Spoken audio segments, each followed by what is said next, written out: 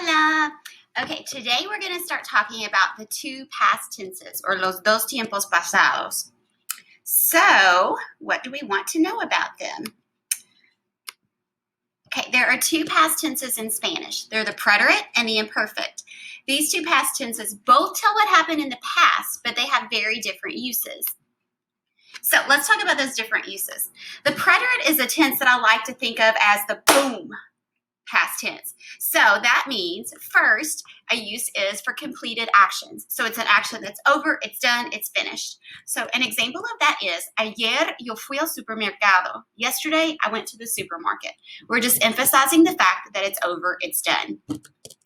Another example of the preterite is you know how long or how many times the action occurred. So it is specific. So keep in mind that preterite is your specific tense. So for example, ayer llovió por 2 horas.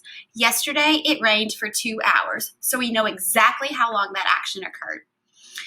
Or fuimos a la playa 5 veces. We went to the beach 5 times. So do we know how many times we went to the beach? Yes, exactly 5. That time could be 100 times. It could be 1 time, as long as it's specific. The preterite is also used for interrupting actions. So in this sentence, I have 2 different verbs, a preterite verb and an imperfect verb. One is the interrupting action.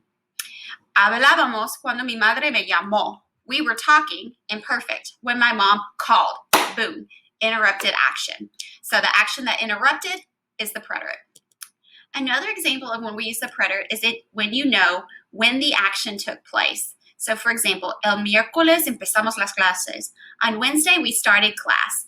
So anytime I say on Monday, on Tuesday, on Wednesday, if we know exactly when it happened, we use the preterite. The preterite also describes the beginning of an event or an emotion. Ella empezó a llorar cuando vio al perro. She started to cry when she saw the dog. If we use the verb start, finish, we're going to use the preterite because we're emphasizing, boom, it's one action. Another use of the preterite is to narrate a sequence of events. So what does that mean? A sequence of events is just several completed actions. I did this, I did this, I did this. For the example, el hombre vio el accidente, corrió y ayudó a las personas. The man saw the accident, he ran, and he helped the people. So 3 completed actions or a sequence of events. Let's move on to the imperfect now. So if the preterite is the very specific past tense, the imperfect is the not specific past tense. So one use for the preterite, or the imperfect, is habitual or repetitive actions. It's like siempre íbamos a la playa en el verano. We always went to the beach in the summer. When we see the word siempre, always, we know it's going to be imperfect. The next use is to describe a characteristic or condition. Usually if we're describing someone in the past, we're not just talking about one moment in time, but we're talking about over a period of time. So for example, la chica era muy bonita. The girl was very pretty. Just a description in the past, not saying she looked pretty that one time. She was pretty. Los estudiantes estaban sentados, describing their condition. The students were seated. So over a period of time, the students were seated. All right, look at this next sentence. This next sentence takes the same example we used earlier, but we're looking at the other verb. So a use of the imperfect is actions in progress. So for example, hablábamos cuando mi madre me llamó. We looked at llamó earlier as preterite, as your completed action, but now let's look at hablábamos. We were talking over a period of time when my mom called. So my mom called is the preterite action, the interrupting action. The action in progress is hablábamos, we were talking. So notice we don't need a specific word in there for we were talking. We can just put it in the imperfect, and that's what it's going to mean. All right, this next one's a big one. We use the imperfect to describe what someone used to do. So we don't have to have some specific word in Spanish that means used to. Instead, we can put our verb in the imperfect, and it means used to. So, de niña yo coleccionaba tarjetas de Pokemon. As a child, I collected Pokemon cards. So I'm not talking about just one event. I'm talking about something that I used to do. So also habitually. If you did the online translator work already, you know that you can look up a word used to and find that verb solía. But rather than using that, it's going to be more common for you to take that verb, put it in the imperfect for used to. The next one I think is a little tricky, and that is when we are talking about telling time or age, we always use the imperfect. Sometimes that can be tricky because you might think, oh, if I'm talking about time, then it's a specific time. So just remember, if you're telling time in the past or telling age, you're going to use the imperfect. So, yo tenía 5 años cuando empecé la escuela. I was 5 years old when I started school. So, telling age, imperfect. The only time we would use preterite with telling age is to say, yesterday I turned 16. But if you're just saying, I was 16, imperfect. Or, eran las 5 cuando regresamos. It was 5 o'clock when we returned. So telling time in the past, imperfect. And finally, the last use we have on here of the imperfect is to describe emotions in the past. Ellos estaban muy tristes. They were very sad. We don't know how long they were sad. We don't know when they became sad. We're just saying they were sad. So that description, again, in the past uses imperfect. All right, so let's look at our conjugations. So for the preterite, we've got 2 sets of endings, AR endings, and then ER and IR endings. So AR verbs end in e, aste, o, amos, asteis, aron. So take a look here. The e has an accent mark on it. The o has an accent mark on it. And let me show you something with the vosotros form. To make the vosotros form in the preterite, we take the to form, aste, we add an is, and we make asteis. That will work with any verb in Spanish. To make the vosotros form, take the to form and add an is.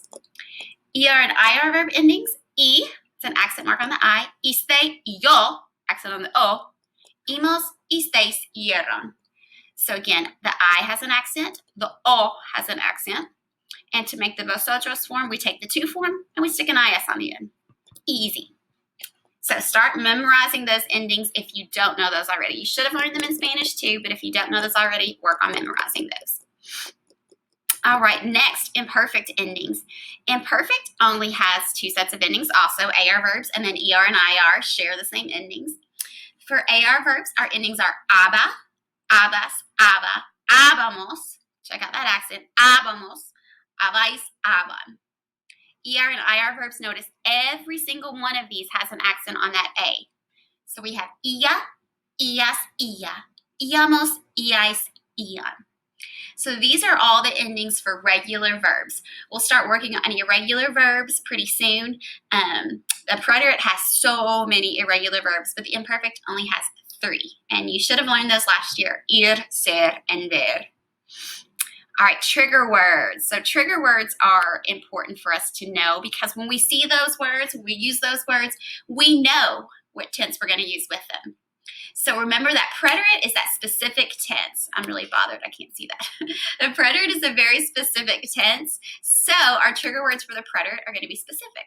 So if we say anything like una vez, dos veces, tres veces, so vez, time, so 1 time, 2 times, any specific number can fill that in.